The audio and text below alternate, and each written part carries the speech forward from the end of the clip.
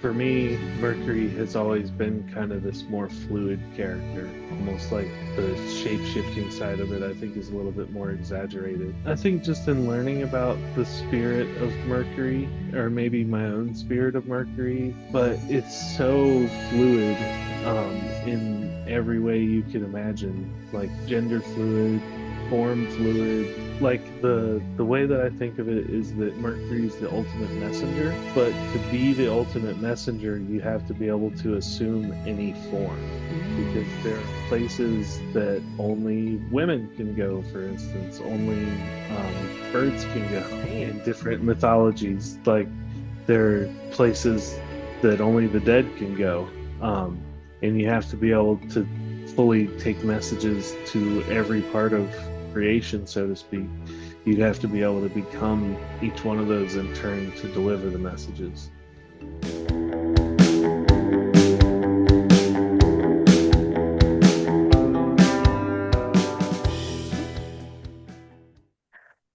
Oh man, today, you guys, we have the pleasure of welcoming back to the Casual Temple, Fleetwood Haddock.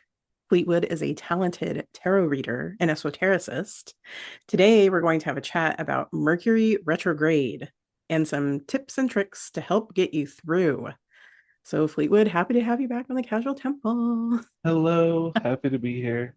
Very Yeah. happy to be here. Oh, glad. Yes, I really loved our conversation, and I think either I can't remember if it was during that conversation offline or in our Discord. You mentioned something about chatting about Mercury retrograde. I thought it was such a good idea.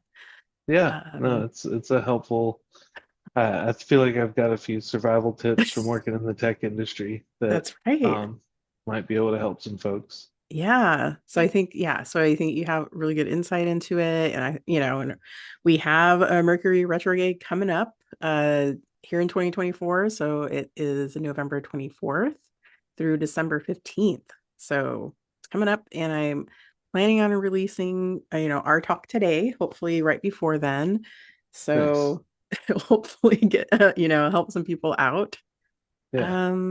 Yeah, so let's just talk Mercury retrograde. Like, how would you describe it to somebody who wouldn't know what it is? Oh, that's always the hardest one. Yes. It was it's funny, but I think of it as Murphy's Law time of year. What can go wrong will go wrong type of thing. Yeah. And it's just the time to make sure you've got your stuff lined up, your I's dotted and your T's crossed because, Hmm. the it's like having the health inspector come around. You got to make sure you're on the ball because otherwise you're going to get dinged for it more than you normally would. Hmm. Yeah. That's how I would kind of describe it to someone that um, was totally unfamiliar with it. Just Yeah. it is a energy of not many, no safety net. Yes. No safety net for sure. And then yeah, because it's related to it's our planet Mercury and then the idea of like the Greek god Mercury or Hermes. So it's things around Mhm. travel, electronics, communication, the exchange of money, like all the things that really in our modern day, Yeah. like really make things go round and Hmm. yeah, it causes people a lot of Very, stress. very much so. Yeah. Well, like how was your last Mercury retrograde? Because I know you chatted a little bit about that Well, beforehand. the last one over the summer was quite eventful for me. But before we get into that, actually, it brings Yeah. up something that I wanted to mention too. So you said that it was going to be starting on the 25th of November to December 5th. Um, sorry, December 15th. Hmm. Um, and I just wanted to point out that we are actually already in the We Mercury retrograde are. period because the Mercury has already entered its shadow as of Oh. November 7th. Um, Oh. so what that means is that when Mercury goes retrograde, it literally travels backwards along the same path. Mm-hmm. And on November 7th was when it passed the point in the sky that it's going to return back to. Oh, okay. Wow. Um, and so if you think about the travel, if it starts here, goes out, comes back, Mm-hmm. and then goes forward again, um, the same point in space gets traveled over three separate times. Oh, right. And so the important dates to know are when Mercury enters the shadow period, when it first crosses that mark, which for the upcoming retrograde is 6 degrees of Sagittarius, in case anyone out there is wondering. Um, then you have when it stations retrograde, which is when the motion actually stops in the like in the sky. When it stations retrograde, it would appear that the planet has totally stopped moving. Hmm. Um, but it gradually slows down and gets slower and slower and slower until the retrograde point, and Mm-hmm. then begins slowly moving backwards and then is speeding up to get to where it stations direct later. Um, there's an important point in between, though, too, which is called the cazimi. And that's when Mercury intersects the sun. Mm-hmm. And it marks the halfway point of the retrograde on December 5th. Oh, Um, okay. and then so yeah, when it'll station direct on um December 15th, but then it won't leave the shadow, even though it starts moving forwards again, it isn't back into new territory again until actually January 2nd. Okay. Um, so you can kind of think of this whole time period as having a theme, is the way I like to think of it. Mm-hmm. Um, and so the last Mercury retrograde, um, a few days after we entered the shadow period, I was in a very, very minor car accident. I got rear-ended by someone not paying attention, and the check for the payment that I was supposed to get, on top of having all sorts of rigmarole and the car like technically getting totaled, and even though it was running perfectly fine and like was barely hurt, of Ugh. course that's how it goes. Mm-hmm. Then the check for the payment literally was mailed to me and never showed up. So literally had something get lost in the mail, which Right. is very common for Mercury retrograde themes. Mm-hmm. Um, and when the check was finally cleared, I found out a lot of the places that I'd been talking to about getting the car fixed don't actually work on totaled vehicles. So I had to find a place that would take a vehicle that had been totaled, which was something I totally hadn't considered. Yeah. I wouldn't know that. So it was, yeah, just the things that you don't have to know until it comes up. But Right. that's why it's a great example of a Mercury retrograde story, because Yeah. whatever you're dealing with will be something you were unaware of previously, Mm-hmm. Yeah. You're like, something oh, that comes up out of the blue. right. Like comes up and is yeah, now in your face and you have to deal with it. But Yep. oh gosh, yeah, I was talking with my husband JC about Mercury retrograde and he had like an interesting thought around it. Like his interpretation is thinking about like Mercury as like a person, right? And so, he's great when he's great. He's like getting all the things done quickly and fast, like the communications, the electronics, all the things, but he also needs a break. Yeah. And so Yeah. he thinks it's like his time to take a break, right? Like he's so maybe those things aren't gonna like operate as smoothly as they normally do. Because we Yeah. all need breaks. We all need to take a Well, yeah. chill. No, maybe that's a good way to put it. There's like the the boss isn't around Right. to oversee all the transactions. Yes, exactly. I like that. Yeah, so he's like, maybe we need to take, and then I also think there's a component of like, it's also the mind. And so we're always, especially in our modern day, we use our minds quite a bit for everything. And Hmm. so maybe we just need to like relax our minds during that time and like take it easy or Yeah, whatever. Um, definitely.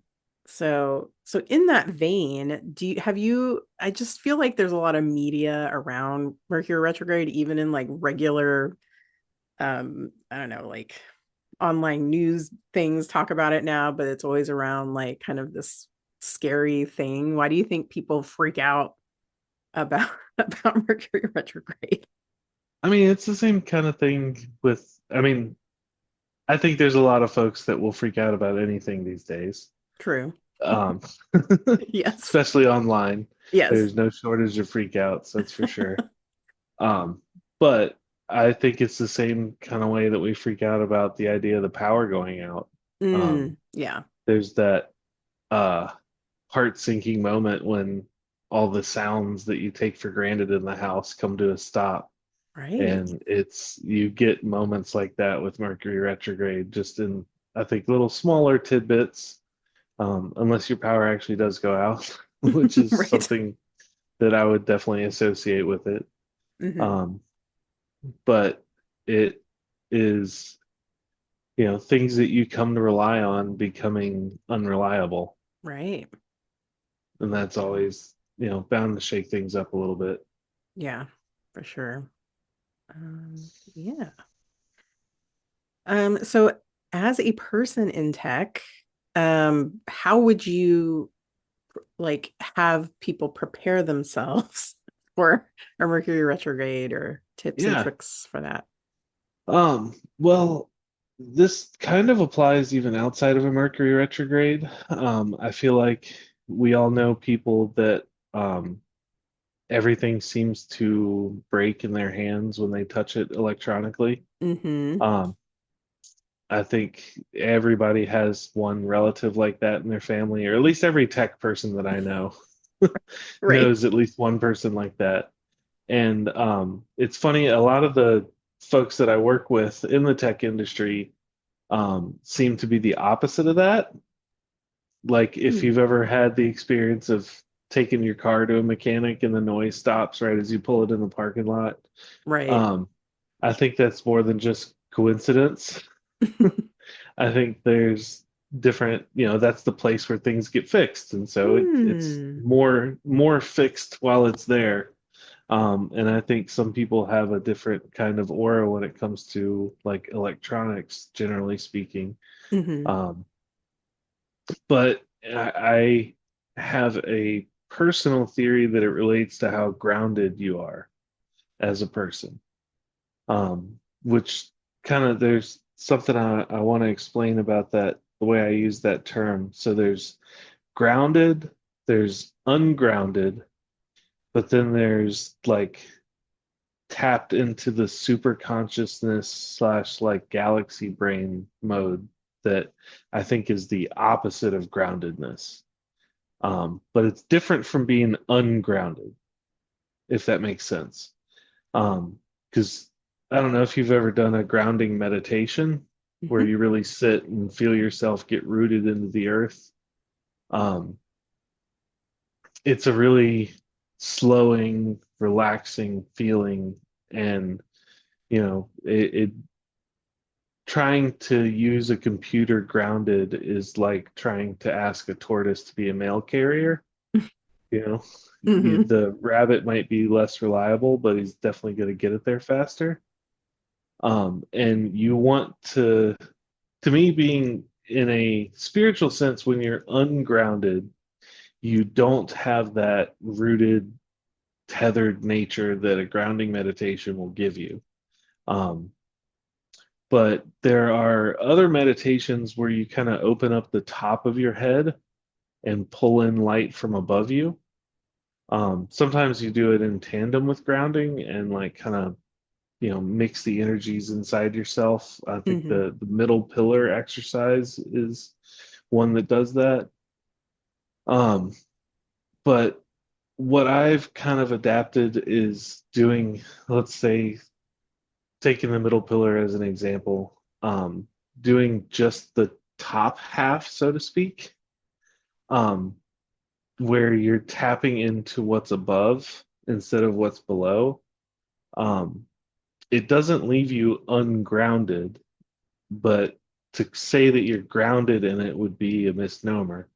Um, and I haven't quite come up with a good term for it as much as I was thinking about it over the last week in preparation for this. Hmm. But I I think being galaxy brained is the way I like to think of it. That and it really is a good way to use a computer. Because at the end of the day, the most effective way to use a computer is the way that the programmers intended. And so there's an ideal thought process out there that I feel like you can tap into when you're using technology that is helpful, totally outside of a, grounded, ungrounded perspective. Um, but maybe it is tapping into that kind of Mercury energy out there, um, that helps you view the program or the application the way it was intended to be viewed rather than with your own previous biases. Hmm. Um, you know, I think having that kind of mentality helps with your field, so to speak, in the way that you interact with the technology itself. Um, I hope that kind of makes sense. Oh yeah. Yeah, it does. It's kind of like syncing from what I was getting when you're describing it, it's like syncing your brain to the person that made whatever the software or program that you're using. And it's like Yeah, kind and of not like, even just the person that made it, but all the hmm, other thousands of people that have right. used it and figured out maybe little tips and tricks that even the designer didn't intend. Yeah. Um, but it is, I feel like when you're having trouble with technology, taking a minute to do an exercise to open up the top of your head to what's out there, can really help you step back and relax and come at it with a fresh mindset. Um, you know, and a Mercury retrograde time period is you're certainly more likely to need that kind of a tool. Hmm. But it's a good tool to have regardless of when you need it. Yeah. Would you mind maybe not necessarily walking us through like a full meditation, but can you describe how you would do this kind of galaxy brain? I know you kind of mentioned opening up, but can you kind of describe how you would do it? Yeah, so Yeah. the same way that like when you do a grounding exercise, you straighten your back, you sit with your feet on the floor, um, and it would probably be a good idea for a lot of people, especially if you're familiar with grounding, to just go ahead and do a grounding exercise beforehand. I don't think it's gonna hurt anything, especially if you do the other one second. Um, but ground yourself, feel that connection the way you with each breath, because that's at least how I was taught to do it. Hmm. You With each inhale you pull the energy up from the earth into your body, and with each exhale you exhale out what is impure or not needed from you as you're filled with the energy of the earth. So instead of being filled from the bottom up, you get filled from the top down. So with each inhale, I like to envision like either the sun if it's daytime or the moon at night, or sometimes like I think of like the galactic core or just like maybe the very center of the universe, just whatever is in a straight line up from the top of my head, um, at that given moment. But I think of it as this beam of light, beam of energy with each breath coming down through the crown above my head, and kind of like those flippy things that people will have in their bathroom that Hmm. the colored oil and the air bubbles swap Oh yeah. places. Yeah, I think of that when I'm meditating sometimes, the way that the oil will fall down and the air fills it from the top down. Hmm. So kind of think of like that, where each breath is filling your head and then neck and then shoulders and then chest and then abdomen down to your feet. Um, and then sit there with that light filling your body and then go back to your task the same way Hmm. you would as if you were grounded. Cool. Yeah, thanks for walking us through that. I kind of like the Yeah. visual of the oil dispenser. It's a good one. Yeah. Yeah. Ah, um, I yeah, well, have really bad ADHD, oh, really? so my mind tend to wanders real bad when I try to meditate. Oh, yeah, But meditation. I've definitely found kind of the things that my mind gravitates towards tend to relate to how I'm Hmm. meditating. And so finding those little things like that that it reminds me of, kind of, I don't know, when I'm meditating will give me something to latch onto and um, kind of entertain that part of my brain a little bit better while I'm trying to calm down and relax it. Right. Yeah. I do think that's yeah, for sure that's happened in meditation for me as well, where you're just like making all these connection points, maybe even about the meditation itself. So that's a good point. Yeah, That's a good point. Let's see. Well, do you think, or in your experience, have you seen any sort of connection with mm, like astrological birth charts, like either your own or other people's, and whether or not they have a stronger effect, um, or like protection even maybe during Mercury retrograde? I would say absolutely 100% yes. Hmm. And there's a real easy way for even non-astrologers to kind of tell if, hey, is this one going to be rocky or not? Mm. Or depending on like how spread out your planets and stuff are, you can look up your chart and see. So like this upcoming retrograde goes from 6 degrees Sagittarius to 22 degrees Sagittarius. Um, and so personally, I don't have anything in Sagittarius. All my stuff is in Capricorn and Scorpio. Hmm.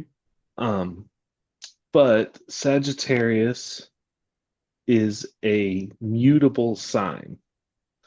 Um, and so Gemini, Virgo, Sagittarius, and Pisces are the four mutable signs. And if you look at it on the wheel of the zodiac, they make like a four-pointed cross. Hmm. Um, if you were to look at those four signs. So if you have, it's good to know if your signs, like especially your sun, moon, and rising, if you're mutable, fixed, or cardinal signs. I can would it be helpful, do you think, if I go through which ones are which? Yeah, sure. That'd be great. Um, so yeah, cardinal signs are Aries, Cancer, Libra, Capricorn. Mutable are Gemini, Virgo, Sagittarius, and Pisces, and fixed signs are Taurus, Leo, Scorpio, and Aquarius.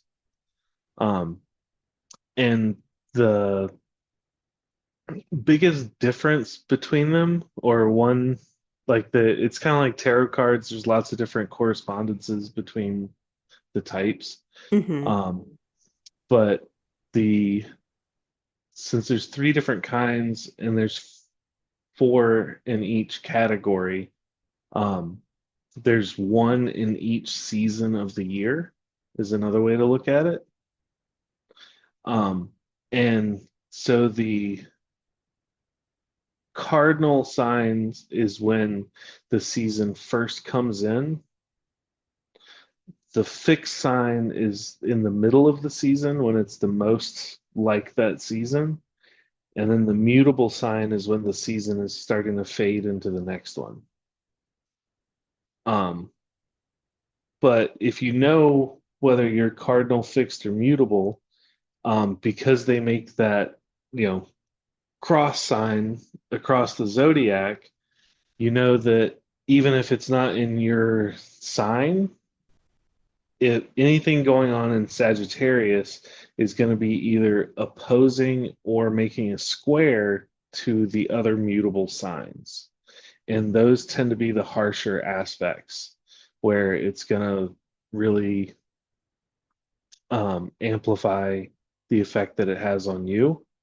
Um, I should have written down where the um, retrograde was over the summer, but I'm sure it was in a fixed sign because I have Scorpio, Taurus, and Aquarius is my sun, moon, and rising signs. Um, Oh. so I'm very fixed.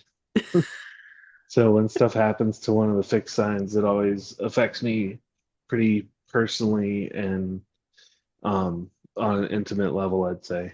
Hmm. Um, so I've found it to be a really useful tool to know, like this one being in Sagittarius. Sagittarius is mutable, not a big deal for me. Right. So you're probably it's gonna be fine for Yeah. you. Yep. Oh, Um, yeah. but Mercury retrogrades 3 or 4 times every year, Right. so you're probably going to get hit about once, if you're unlucky, twice a year. Right. Well, that's good to remember and maybe have people even look at their astrological charts a little closer to see. Yeah. Yeah, that's a And good point. like for me, even though, like I said, Sun, Moon, and Rising is Scorpio, Aquarius, and Taurus, Hmm. I have my Venus, Uranus, um, Saturn, and Neptune are all in um, Capricorn for me. Hmm. So it's hard to when you have that many planets piled up on top of each other, it can be hard to tease apart their meaning sometimes. Right. But I've noticed with Venus stuff especially, um, that the cardinal signs will catch me up with that when it comes to like Venus retrogrades. Hmm. But that's a whole nother topic. Yeah. I do think Venus, at least in my working, she kind of does have a communication component. Only Hmm. because at least when I kind of work with her, it's like the familial or like kind of relationships between like people that have consistent um relationships, Yeah. like your Um, partner or your children or like people close to well, you. Yeah, Venus handles law and business matters as well. that's right. That's Um, right. yeah, a lot of people forget that Venus also rules um, Virgo, I believe, or not Virgo, Libra. Venus Mm, rules Libra, that's right. the scales of justice, and Hmm. um, like very much is a big part of Venusian energy. Hmm. Yeah. Oh, and then I was thinking around sort of um because my own personal way my chart works, and I've had Christopher Warnock do, he has this thing where he does like a mage reading. It's pretty cool. Hmm. But he'll figure out this particular, it's called the Almuten Figuris. And it's basically depending on certain factors in your birth chart, it creates like a number. And then whatever that number is, it corresponds to the planet, or not the number corresponds, but if a particular Yeah, planet is like has these placements, it makes like the largest number, and then that's your Almuten Figuris, and then mine happens to be Mercury. So to me, it's like most of the time, and I say this, I'm saying this, and I'm going. I already told you that I'm traveling during this next mm, retrograde, but like yeah, I haven't really felt the effects of Mercury retrograde on like big massive scales, but I haven't really. So, but I'm going to be paying attention now because I have.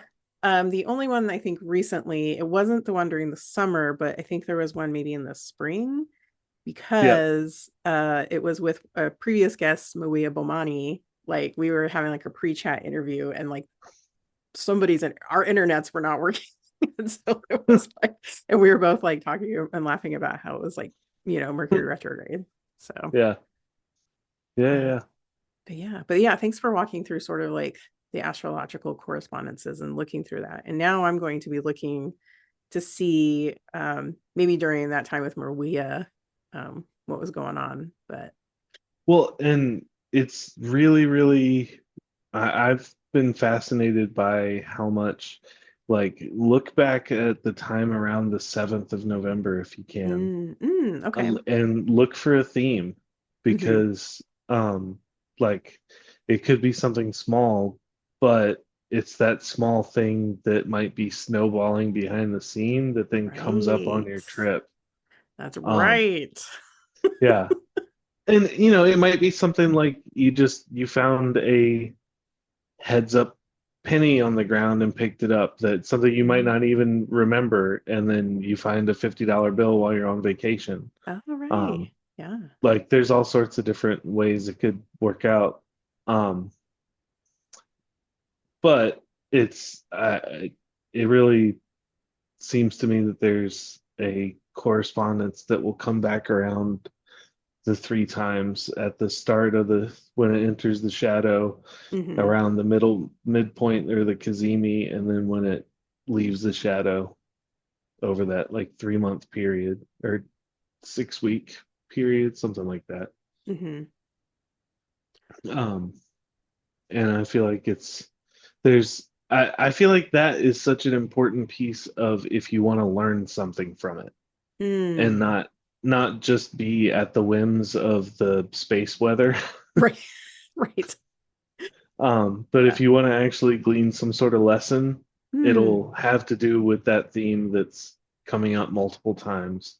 Hmm. And I think you are doomed to repeat the same retrograde mistakes until you learn the lesson therein. Hmm. Yeah, that's a great thing to consider and think about. Now I'm having to go back in my memory about those times. Well, because Um, that's actually something that came out from me studying about Venus retrogrades mm, and how they happen in an 8 year cycle. right. Um, and it just kind of kept coming up around Mercury and around Mercury, but it's something that I think, especially like I'm really bad about keeping a journal, but because the Mercury retrograde is so fast, Hmm. it's like things are still so fresh in your memory that I feel like it's a good time to learn lessons. Um, but yeah, I have Mercury, the Sun, and Pluto all within 2 degrees of each other in my birth chart, Hmm. with Mars is a little bit further off, but they're all in Scorpio. Interesting. Um, and I had one astrological reading. The person said that because Mercury was so directly under the rays of the sun in my chart, they called it a melted Mercury. Um, and for me, um, Mercury has always been kind of this more fluid character of Hmm. almost like the shape shifting side of it, I think is a little bit more exaggerated. Hmm. Interesting. Yeah, it's another thing for people to look at. Yeah, that was something sort of what we were or I had on the question, like your own personal Hmm. relationship with Mercury. Um, do you have maybe an example of like how that showed up as more like transitional or fluid for you? Well, I think just in learning about the spirit of Mercury, or maybe my own spirit of Mercury, Right. um, but it's so fluid in every way you could imagine, like gender fluid, form fluid, just like the way that I think of it is that Mercury is the ultimate messenger, Hmm. but to be the ultimate messenger, you have to be able to assume any form because there are Mm. places that only women can go, for instance, only birds can go Right. in different mythologies. Like there are places that only the dead can go. And you have to be able to fully take messages to every part of creation, so to speak. You'd have to be able to become each one of those in turn to deliver the messages. Mm. Oh. Oh, yeah, that's really interesting to think about. I like that quite a Yeah. bit. Um, let's see. We're kind of moving here. What are some, do you have any specific rituals or anything that you do for either Mercury retrograde or just Mercury or Hermes in general that I you would want to say share? I haven't done anything besides like just my general galaxy brain stuff Mm-hmm. for Mercury retrograde. But I definitely have worked a lot with Mercury just as like that psychopompic figure that Right. can, like, I almost use Mercury as like an intercessor, like the way some people use saints, Mm. um, as because they can take messages to anyone. If you're trying to work with a new deity, Mercury is a really, really, really good place to start.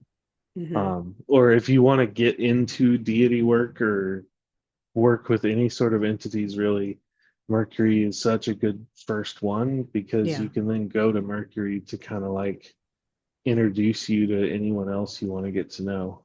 Yeah. So that's one thing I'd say. I'd also say the Orphic hymn to Mercury is Mm. something that I've used to great success. I mean, all the Orphic hymns are amazing, Yeah. but I think that's I I don't have more than that because I haven't Mm-hmm. needed more than that. Yeah. Yeah. It's just such an effective tool to have. Mm-hmm. Um, I did write down some correspondences though, if you want me Yeah. to go through those for Sure. Mercury. Yeah. Yeah. So colors, you've got yellow, silver, gray. Um, for symbols, the caduceus, um, that's one that's really important. The staff with the snakes twinned around it. Mm-hmm. Um, that's like the Mercury symbol, that and the winged helmet and sandals.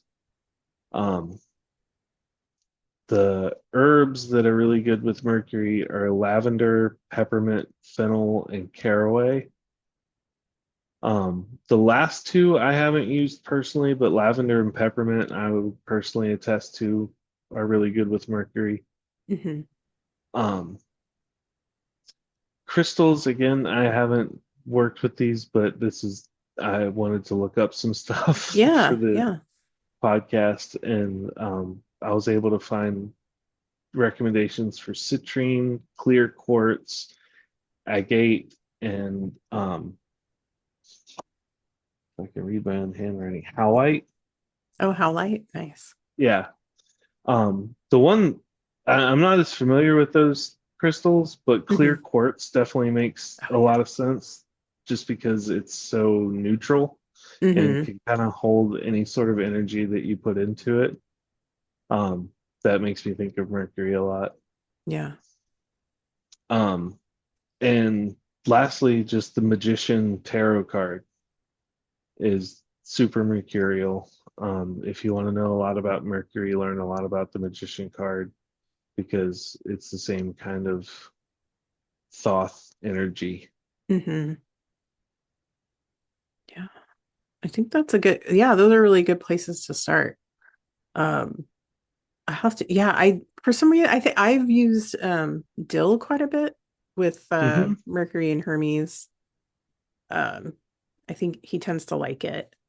And then I'll use like candy because I think of like, Yes. yeah, like somebody being kind of hyper and a lot of energy. So I'm like, I Hmm. tend to give some candy um on Wednesdays. But yeah. And then I'm thinking about because I was, I mentioned and I that I have this upcoming trip and I'm like, I'm trying to dot all my like print, making sure I have copies of all my documentation because I'm going to Australia and New Zealand. So I want to make sure I have everything all ready Yeah, to go. And definitely. then I'm going to be wearing, I have like an ibis necklace, the representing tout. And then I also have like a Mercury dime. I'm like, I'm going to have it like Can really. I tell you what I immediately thought of Yes, with please. that trip? There's a bird in New Zealand. I forget the name of it, but it's renowned for stealing things that are valuable. And Mm. they're known for taking travelers' passports. Oh my gosh. Oh, that's hilarious. Well, Yeah, that's good to know. yeah. Keep it close. Oh yes. Oh, you definitely keep it close. That's a good point. Um, But yeah, yes. apparently they'll rip out like the rubber seal around car windows and like they're very destructive and stuff like that. It's good to know. I'm gonna have to look up this bird because Yeah. we are renting a car. So that's good. Yep. Oh my gosh. I was trying to think what else have I done. I'll probably do like because the Wednesday before I leave, I'll probably do something, it'd be like, Yeah. let's make it go smooth. Everything goes Yeah. smooth. Um, Well, and yeah. just as a tip and related to that, Hmm.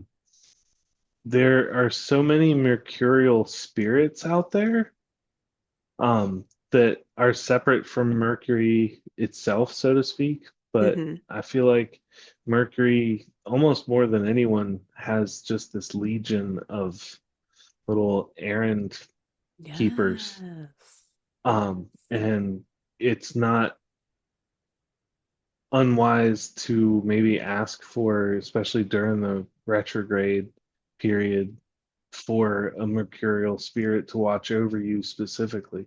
Mm, I love So you this. can leave it offerings and kind of make a little pact or bond with it that Hmm. um to see you through your trip safely. And like I always like when I do stuff like that to make an offering at the start, but also make a promise for an offering once it's delivered, Mm, so to speak, or like when you get back from your trip that yeah.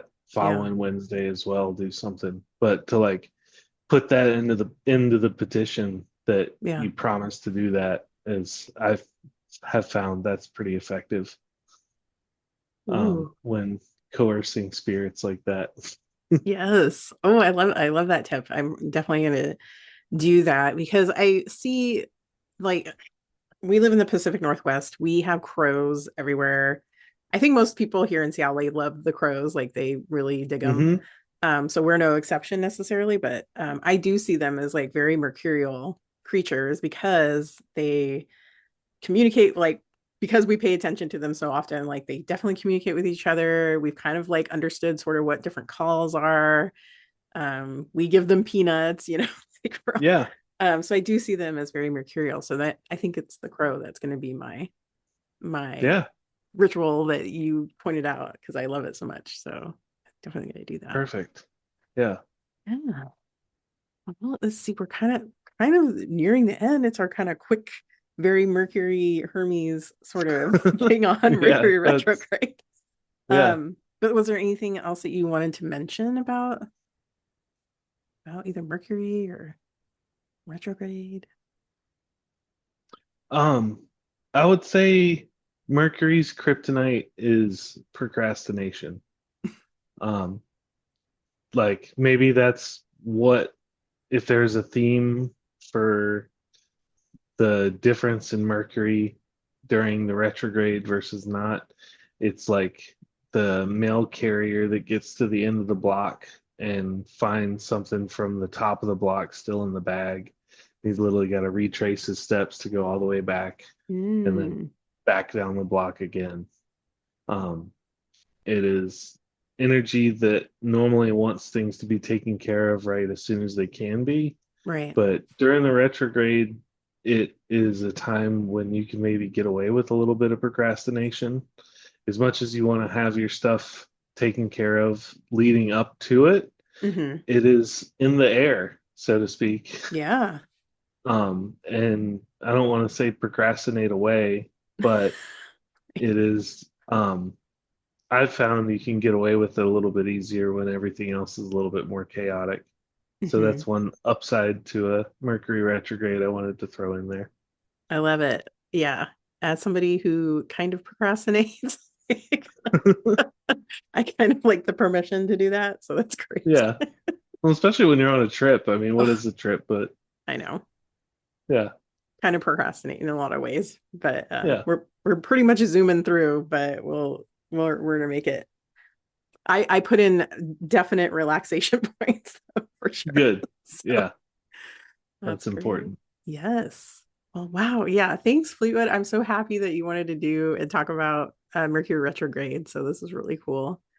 Yeah. Um, did you have any upcoming projects or things that you wanted to let the audience know about? No, not really. This Mhm. was the biggest thing I had upcoming was just coming on here and talking with you. I've still Yeah. got my tarot store open at Oh, cool. um, fiverr.com/treefish tarot. Hmm. Um, that I recommend anybody interested in a reading stop by. Yeah. But aside from that, I've had a few personal servitor related projects going on that I've been working on. Ooh, But fun. yeah, aside from that, um, just hitting the daily grind, doing Yeah. the day job routine. Yes, same here. Yeah, definitely everyone check out Fleetwood's Treefish Tarot, as well as like we did our first chat was about the Hmm. tarot, so definitely want to listen to that. Yeah, But yeah, you have a lot of really good, cool insights on tarot that I really loved. So it's a good one. cool. Glad to hear that. Yeah. So finally, I know you previously left us some words of wisdom. Do you have any new wisdom that you would like to share? I kind of did, but I think the theme for me recently has just been learning to love myself a little Yeah. bit more than I had recently. So I would just want to share that with everyone else. Take time, especially during a Mercury retrograde, be kind to yourself. Hmm. Um, Take care of yourself, and if there's something you've been waiting on, don't wait. No time like the present to do the things that make you feel good and proud of yourself. Ooh, love it. I like that. Yay. Well, thank you so much, Fleetwood. This was Yeah, great. awesome. Yay. Your support means the world to us. If you've enjoyed this podcast, please take a moment to like, comment, and share it with others who might find this content valuable. And of course, don't forget to hit that subscribe button to stay tuned for more enlightening discussions. Your engagement helps us grow, and we appreciate each and every one of you. Thank you for being a part of the Casual Temple community.